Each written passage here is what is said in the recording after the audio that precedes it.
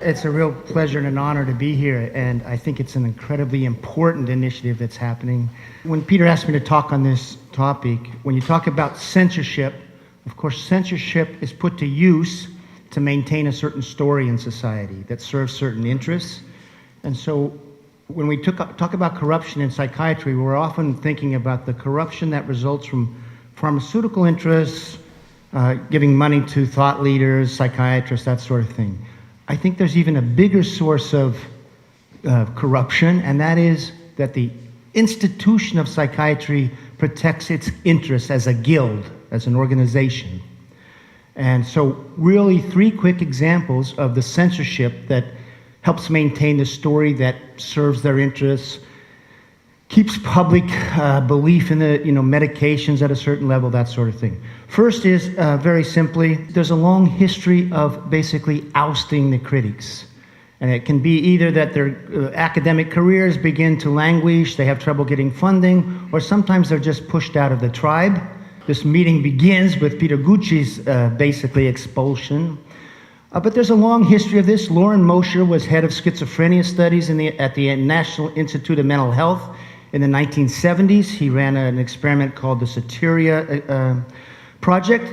Very quickly, it was an experiment where people coming into an emergency room with mostly a first episode of psychosis were either treated conventionally in the hospital with drugs and hospital care, or they were sent to a house that was just staffed by ordinary people. They made minimal use of antipsychotics, and the idea was the environment could be a way to recovery. He began reporting his results. Results were at the end of 6 weeks. There was the same diminishment of psychotic symptoms, the target, in this group as in the hospital group. And then as they looked at longer-term outcomes, you were seeing better social functioning, better, getting back into real lives, that sort of thing, and even a greater diminishment of psychotic symptoms. So he began reporting this. What happened is his colleagues accused him of fraud. He was removed from the project. There was an investigation. The investigation found there was no fraud, of course, but it didn't matter. He was now labeled with that fraud. He was eventually pushed out as head of the schizophrenia studies at the NIMH.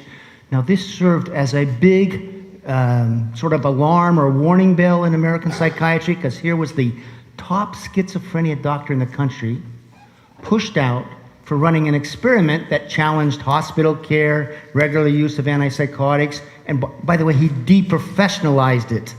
By that I mean he was having ordinary people rather than professionals. So he gets pushed out, and there's a long history of this. Peter Bregan is going to talk about all the attacks on him when he became such a vocal critic. There was an attempt to take his license when he began talking publicly on TV about tardive dyskinesia, which is a type of brain disease caused by antipsychotics. Gretchen Lefevre-Watson was a psychologist who did something so simple. She just did a survey of the number of kids in, I think it was North Carolina, who were getting diagnosed with ADHD. And she reported that there was this very high level of diagnosis in a certain area. Anyway, there was an anonymous complaint to her university that she had committed fraud. Her computers were seized. There was like a 2-year investigation. She was cleared, but her academic career by this time was over. She left. David Healy, you probably all know about. He's an Irish psychiatrist who works in Wales, became very prominent in the world of psychiatry. He began criticizing antidepressants, noting some evidence that they increase the risk of suicidal behaviors. He gets a job at the University of Toronto. He delivers a sort of an introductory lecture while he's waiting for his visa. He raises questions in that lecture about antidepressants, their efficacy, that they can cause suicide. And by the time he goes back to Wales, the job offer has been rescinded. And it wasn't, if you really look at it, pharmaceutical companies gave a lot of money to the University of Toronto Psychiatric Department, and it was the University of Toronto that yanked his job offer away.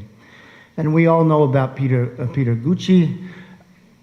In a way, that it seems like the trigger was his work on the HPV vaccine story. My own opinion is he got into real hot water with the Cochrane collaboration when he began a wholesale criticism of psychiatry. And he wrote a paper called 10 Myths About Psychiatry that basically said this whole story, society is organizing itself around a story that is fraudulent.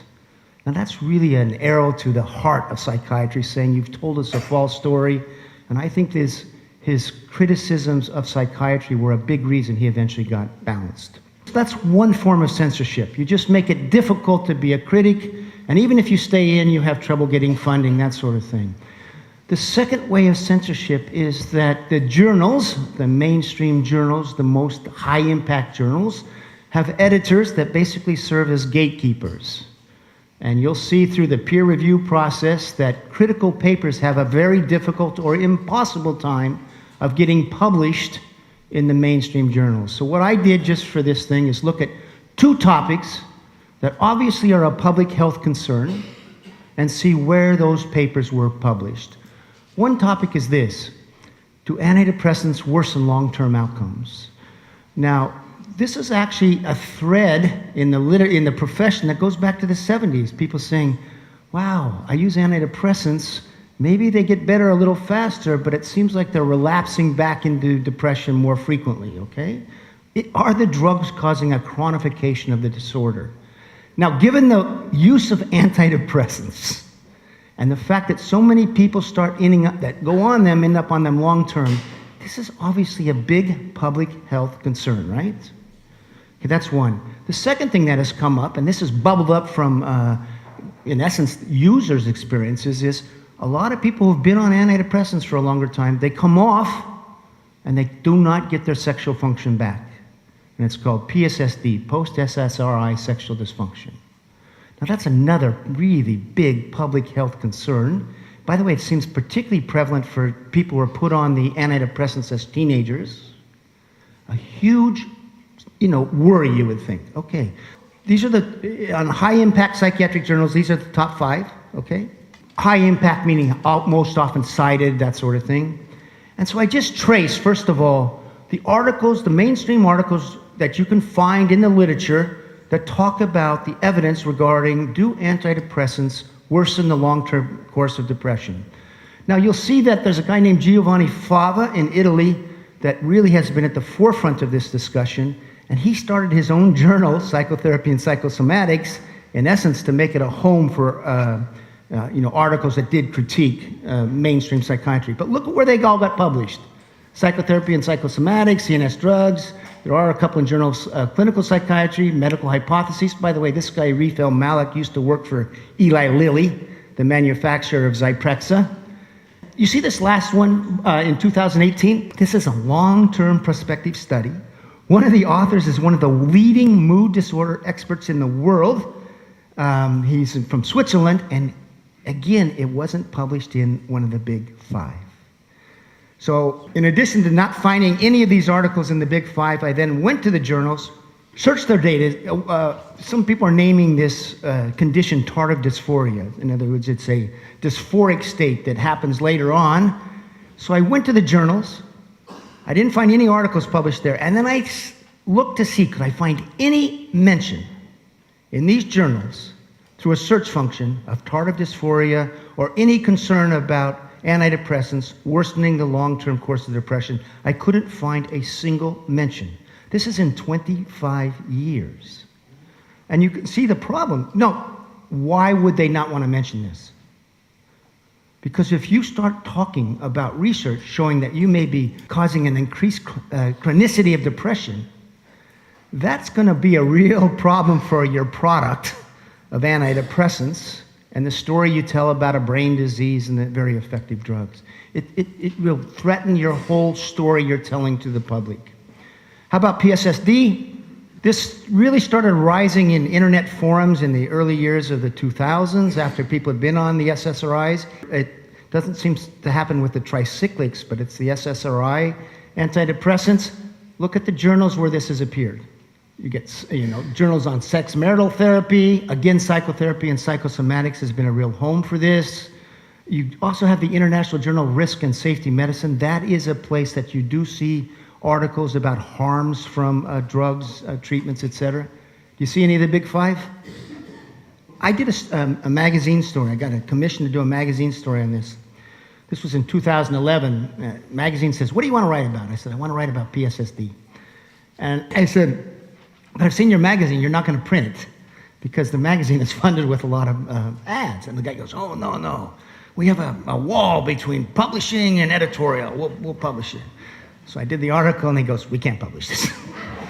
And by the way, I interviewed many, many people who went on these antidepressants, came off, and they did not get their sexual function back. But it's not just sexual function. They just didn't care about life so much. They say, oh, I see a beautiful rainbow. I don't care. I hear a great song. I don't care. I see a beautiful woman or a beautiful man. I don't care. So there was this extraordinary sense of loss related to going on an antidepressant. And where is it in the mainstream literature? Here's the number of articles. And same thing, I searched. Is there any talk, is there any discussion in these journals about this problem? These are the high-impact journals that are cited in evidence-based medicine, where you get your clinical practice guidelines, textbooks from it. You don't see it. And so what you see in here is a censorship of a concern arising actually from, of course, research that's kept out of the public dialogue. And you can see why, because if this gets mentioned as well, you really have to rethink the use of antidepressants in the sort of willy-nilly way we do today. Oh, you have a little problem, go on an antidepressant. But if you had this lurking, you'd be much more cautious. Then finally, I just want to look at how with major government-funded studies, when they didn't get results they wanted, they hid those bad results. Those results that, again, that questioned that narrative that of meds that fix problems in the brain, that we have organized our societies around, that conventional narrative. Now, the first study was called the MTA study. It started in the early 1990s. It was funded by the NIMH. And when they funded this study, here's what they said. We've been giving kids stimulants now for 15 years, and we have no evidence that it provides any long-term benefit to the kids on any domain of functioning. Academic achievement, delinquency rates, anything. And the NIMH said, this is the first good clinical study of ADHD and long-term outcomes, okay? This is going to guide our thinking. So, and the way it had these arms, you were either randomized to drug prescribed by an expert in ADHD, drug prescribed by someone in the community, behavioral therapy, or behavioral therapy plus drug. So there was no placebo control because they said that would be unethical. Anyway, at the end of 14 months, you can see carefully crafted medication management, meaning the group of experts. That group had lower ADHD symptoms, and there was a sign those kids were doing better in reading. And now this is the conclusion. Since ADHD is now regarded by most experts as a chronic disorder, ongoing treatment often seems necessary. This becomes the evidence, you're going to see, cited for keeping kids on stimulants, all right? Now this study continues. Now as it continues, it's really a naturalistic study. People are free to go off drugs or on drugs, and they're just going to be measuring what is happening to those who stay on drugs or go on drugs long-term versus those who do not. Now in the abstract at 3 months, it says, hey, listen, this benefit we saw at 14 weeks has disappeared. 14 months. That's what it says in the abstract. It's disappeared. They're no longer better.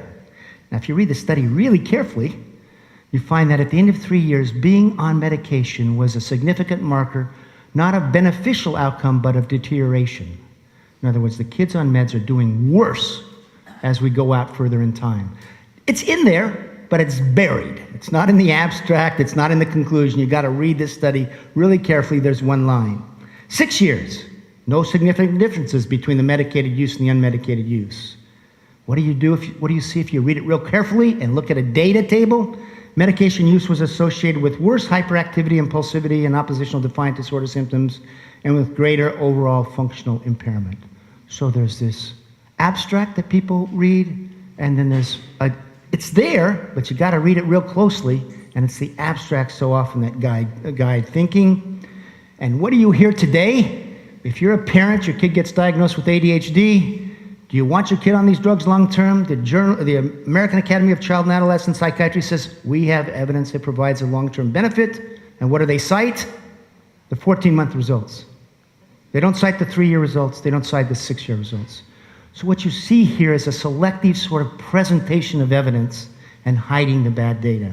Okay, next one, the TAD study. These are all government funded, so these are not funded by the pharmaceutical companies, although the investigators usually have been consultants to the pharmaceutical companies. The TAD study is the treatment of adolescent depression study.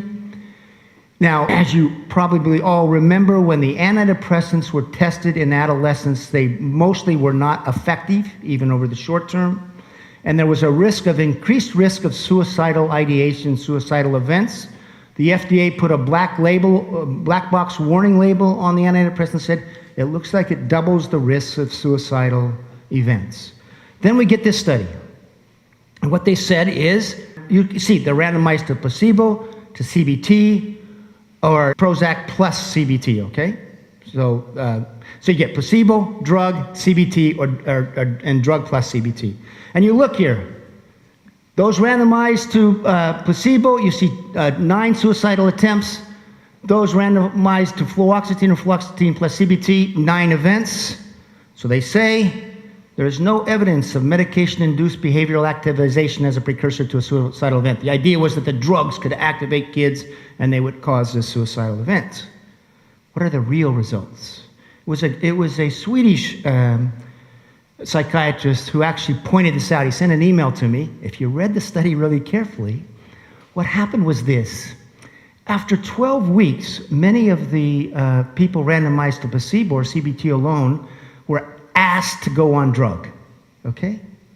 And what you really see is, if this is suicidal events by drug exposure. So if you were randomized to placebo, and then you were put on drug and had a suicidal attempt, this is my chart. What we were seeing with the suicidal events were coming in people randomized to placebo or CBT, but then were switched to drug, and it only happened after they were switched to drug. So if you do this by drug exposure, you see that 17 of 18 suicide attempts were on kids on drug. That's very different than no evidence of that the drug can cause this activation of a suicidal event. Now, what's amazing on this Swedish guy pointed this out to me, Goran Holberg. It's actually in there. There's a chart that shows when the people in the placebo group had a suicidal event, and if they were exposed to drug, they colored it in. So all you had to do was count the colored circles. But if they were honest, they would say 17 of 18 suicidal events were on people on drug, rather than say there was no evidence of any problem. Now, I know mothers who've lost children to suicide because Prozac was given a clean bill of health and not causing suicide related to this. Finally, the NIMH conducted the largest and longest antidepressant study ever. It was called the STAR-D study. If you go back, they said, this is going to guide our thinking about antidepressants and how effective they are. Because they said those industry-funded trials are not conducted in a representative sample of real-world patients. They have all sorts of exclusion criteria. This was going to show what happens to patients in real-world clinical care. They'd come into the study, they would be given a drug. If the first drug didn't work, they'd go through a second round of treatment that might be drug plus psychotherapy. And if that didn't work, they'd get a third try, and then they would get a fourth try, okay? And the idea was, we keep trying, we'll find something that works. And you'll see this. Given the dearth of controlled data, results should have substantial public health and scientific significance since they are obtained in representative participant group settings using clinical management tools that can easily be applied in daily practice. This is going to govern our thinking. Here's what was announced. Remission rate 67%. NIMH put out a press release. Over the course of all 4 levels, almost 70% of those who didn't withdraw from the study became symptom-free. And now the New Yorker, which is a magazine that does fact-checking, said there was a 67% effectiveness rate, and this became the story. Yeah, maybe the first antidepressant worked, but you can change it, and eventually you'll find one that works. Now, what's the real data? A guy named Ed Pickett got, through a Freedom of Information request, he managed to get the protocol, and he began to look at all the ways they deviated from the protocol. They actually counted people who were remitted, who had no baseline score, or had a baseline score showed that they weren't depressed enough to be even eligible for the trial. They switched outcome measures from HAM-D, which was the one they were supposed to use, to this QUID score.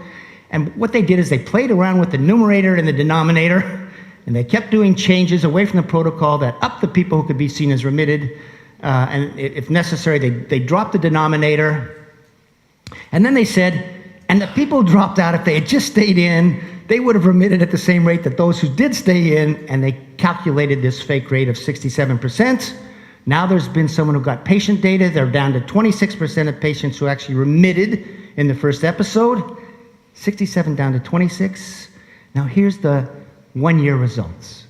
Those who remitted were whisked away into a follow-up trial, and the idea was, now we're going to show we can keep these people well. They could change the drugs. They were paid to stay in the trial. Out of 4,041 patients who entered the trial, at the end, only 108 were still well and in the trial. That's a stay well rate of 3%. Now this data, by the way, there is a table, and when they report the one-year results, that if you could make sense of the table, shows this result. I could not make sense of the table. I did not know anyone who could make sense of the table. Ed Piggott finally did, and then he went to the lead investigator and he said, is it possible that your table is saying that only 108 out of 4,000 were well at the end of 1 year? The investigator was a guy named Maurizio Fava, who was Giovanni Fava's brother. And Maurizio Fava said, it's always good when someone else gets a look at your data. Yes, I don't dispute that. Anyway, that's it. What you see here real quickly is how again and again, those in power, in positions of authority, present information in a way that protects guild interests, and they keep out all this information that the public needs to know from a public health perspective. So, thank you.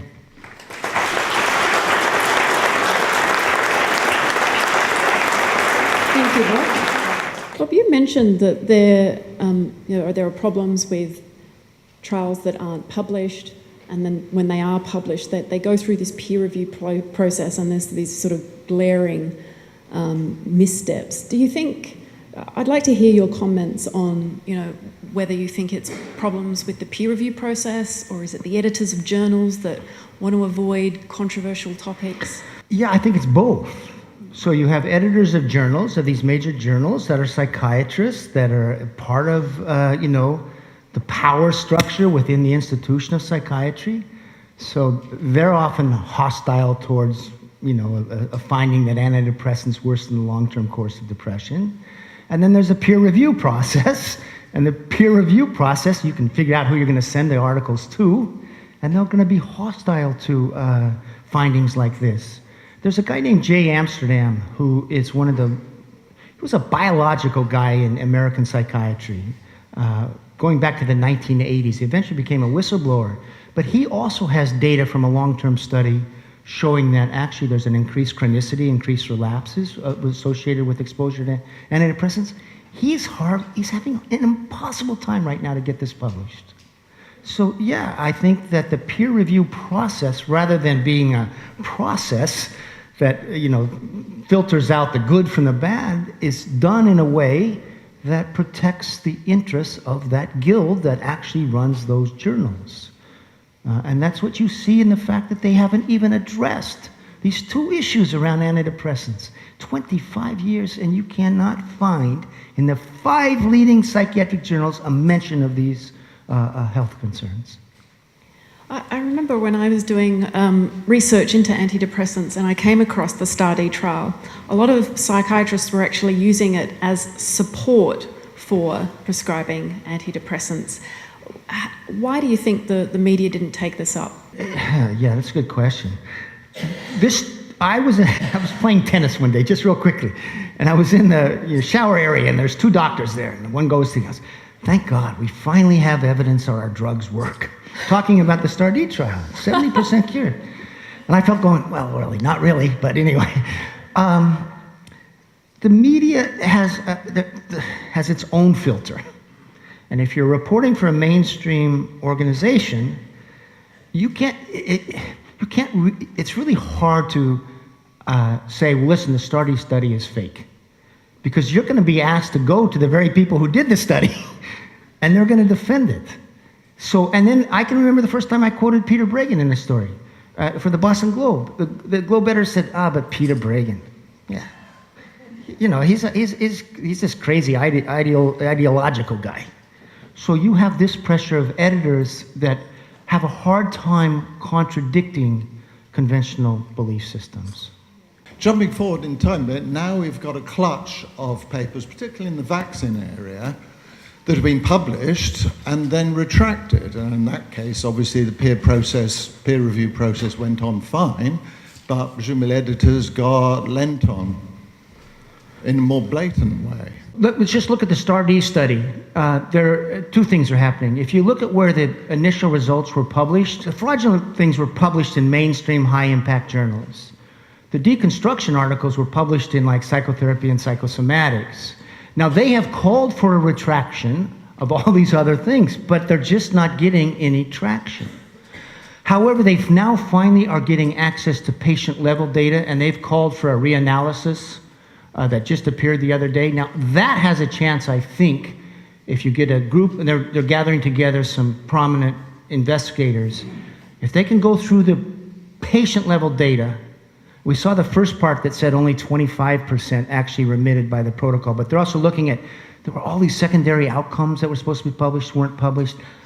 I think that may eventually really lead to perhaps a retraction effort of the STAR-D study. But the problem is, those studies were published like in 2006. Here we are, 2019. It took so much time basically to use freedom of information requests, to get the protocol and all this.